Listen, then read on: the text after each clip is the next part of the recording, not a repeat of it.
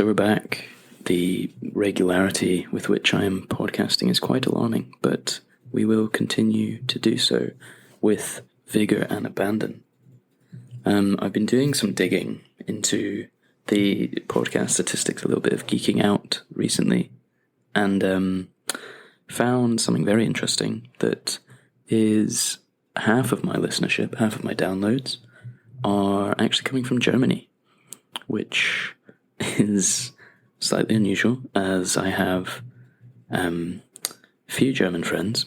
I have, shout out to Mr. Nicky Langer, shout out to Miss Blanca Cairo, but not enough people there to be accounting for what is a monumental number of downloads coming from Frankfurt, particularly. So I can only put that down to unfortunate German listeners stumbling upon the name of the podcast and assuming that they're going to get someone speaking in their mother tongue, and are very, very disappointed to hear my voice when they crack it open. But I'll take it wherever I can. I'll take it. So thank you, Germany. If you have managed to stick with me for 6 episodes of stories that from a person that you know nothing to do with, then by all means, let's keep going. So what else is going on?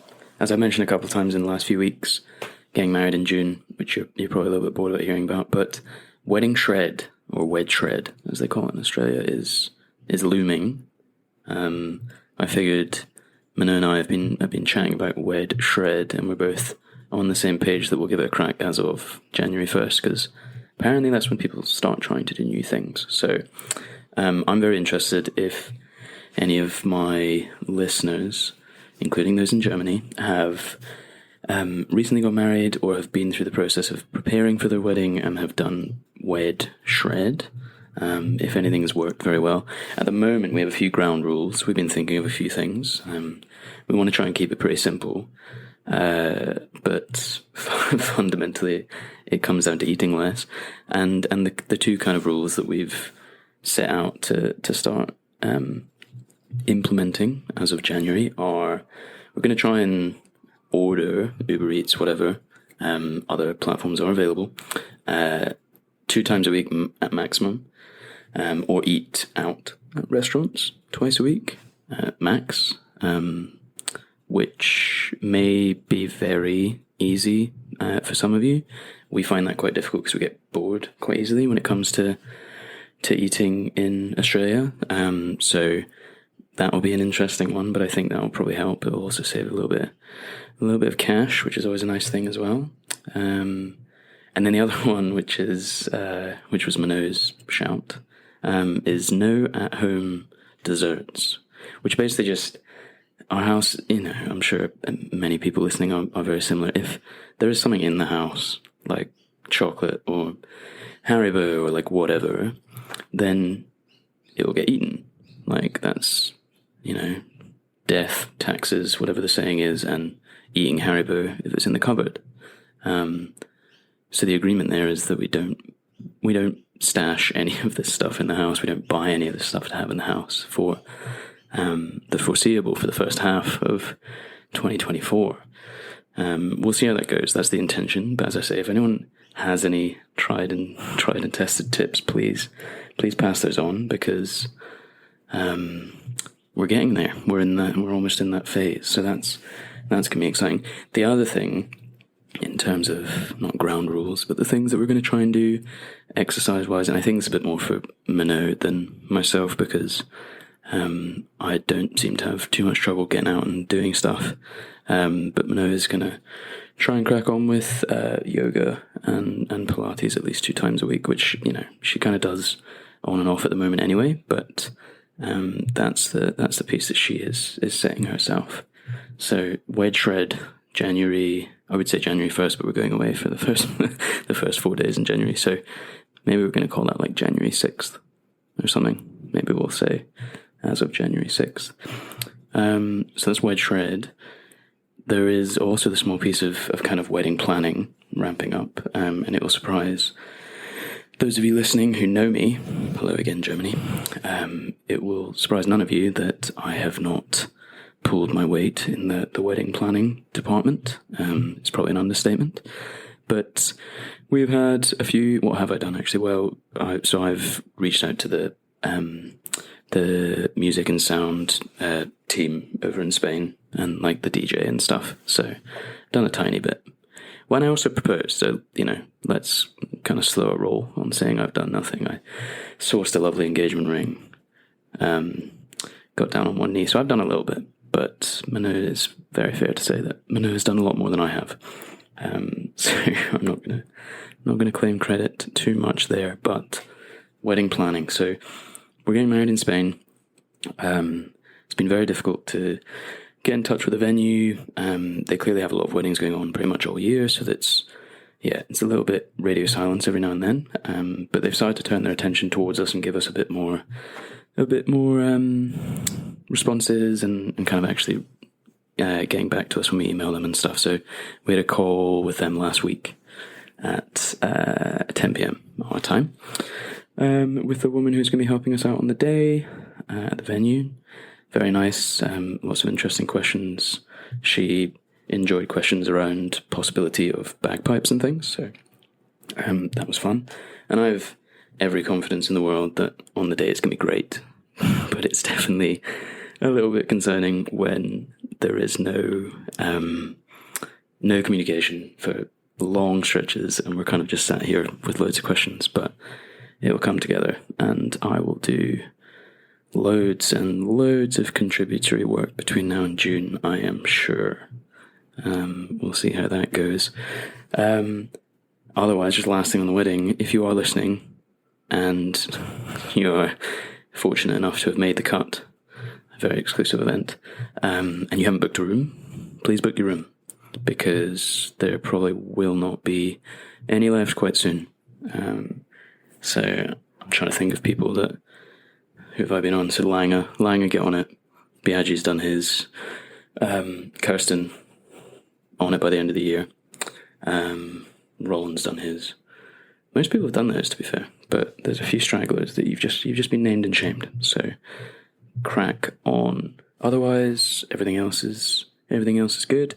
I had my first attempted Instagram scammer the other day since I've started doing my fitness stuff, which was fun. I like to kind of mess around with them a bit and see how far you can push them before they realise that you're taking the piss. But it seems to be a lot of accounts that are based, I don't know where they're based, but will repost your stuff to apparently hundreds of thousands of followers for, seemingly nothing in return, which is always a red flag. But they always have sketchy profile pictures, and everything about them just seems a bit off. But I've had a few of those so far, and obviously the kind of army of bots that come in and say, "Hey baby, what's going on?" and all that kind of stuff. So naturally, I've had to restrain myself from instantly replying and telling some bot from East India that I'll send them all my money and fall in love with them. So that's good. But otherwise, the experiment is going well. Slow growth, but I'm kind of finding out the way to do it and sort of what works and what people enjoy. Basically amounts to taking the piss out of yourself. And the thing I mentioned last time, this authenticity thing, which basically just means don't overly curate anything and make anything too flashy, because people don't want that. Big difference between TikTok and Instagram as well, which is quite noticeable. TikTok has a very high tolerance for kind of random crap videos, that I would call them, just chucking stuff on there. It's not clickbaity stuff, but stuff that as someone that is still a little bit self-conscious about this stuff would find harder to put on Instagram to people that I know are actually kind of friends and followers. TikTok just eats up the really random kind of video clips, so chucking stuff on there is proving interesting. Other than that, as I mentioned, Dad was down for a week or so recently, and he, and I'm sure I'm very late to the party here, but he mentioned a show called Slow Horses, and I think there's a piece of this about being in Australia where shows and cultural stuff, so to speak, takes a little bit longer to get here. You know, seemingly they ship this stuff by boat to Australia, so you kind of sat around waiting for it for a bit longer. But Slow Horses, unreal. Like one of these shows where I kind of started watching it a couple of days after he left, and I've already bashed through like 2 seasons, and I'm a big fan. So ringing endorsement for Slow Horses if you haven't already cracked on. I've got no idea what it is in the UK, no idea how you get in Germany, my faithful listenership, but do yourself a favour, watch it. It's outrageously good. I finished the 2nd season, and there is a 3rd. I'm yet to get stuck into the 3rd, but very, very happy with that. In other news, not remotely surprising, but Sydney continues to melt and be hell on earth in terms of temperatures. It's getting harder and harder to deny Greta Thunberg these days, and it's been like 2 weeks now of just melting, just hot all the time. And the issue you have is like it doesn't cool down at night. So I think yesterday it was 32 degrees at 9 o'clock at night, and I'm not built for this. So quickly having to reevaluate my life decisions and convince Minot to, if we're going to stay in Australia for a bit more, convince Minot to let me buy a little hut in some cold country that I can go to for the month of December and January and just hang out. If I'm going to spend the rest of my time in Australia, because I need to reset big time. Otherwise, I am buggered. Burying the lead. How could I not have mentioned this off the top? It was Gus's birthday on Wednesday.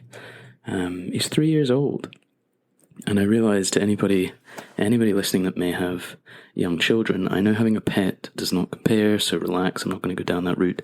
The only thing I'll say is 3 years, that's just gone, like terrifyingly fast. That's mad.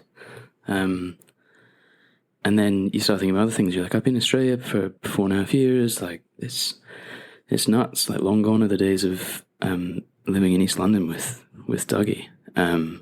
But anyway, yeah, Gus's birthday. So Minot bought him a couple of lovely stuffed animals and toys, which he very much enjoys. The chicken is his favourite. Naturally, the cheapest toy that we've ever bought him has become his favourite toy. So good to know that he is easy to please, and we will learn our lesson and not buy him any more of these. I say expensive, not, it's like $20, which is probably like £5 with the exchange rate. But typically buy him slightly more rugged stuff, but it turns out he just loves the cheap and cheerful stuff, so we'll crack on with that. But yeah, 3. We had a nice big celebration. We left him at home, Minot and I, while we went out for dinner in the city, which was nice. So I'm sure Gus had a great time by himself in the flat. And that's kind of it for us this week. As I said, not too much going on. I'm keen, maybe not next week, because I think next week's Christmas, but the next one of these that I do, I'm conscious that I've mentioned that I've changed job again. So averaging just about, well, it's not quite a job a year, but going through jobs relatively quickly. But I want to dig into that a little bit more and just provide a little bit of an update there, because there's a few, without getting too, what's the word? Meta? Is that the word the kids use these days? Without getting too meta. There are a few interesting learnings that I've kind of had in the last few years when it comes to career and what I want from a career and how I see that kind of featuring in my life and stuff. So I will talk about that a little bit next time. But until then, I hope you have enjoyed this lovely little update, and I will speak to you soon. Auf Wiedersehen, my lovely people.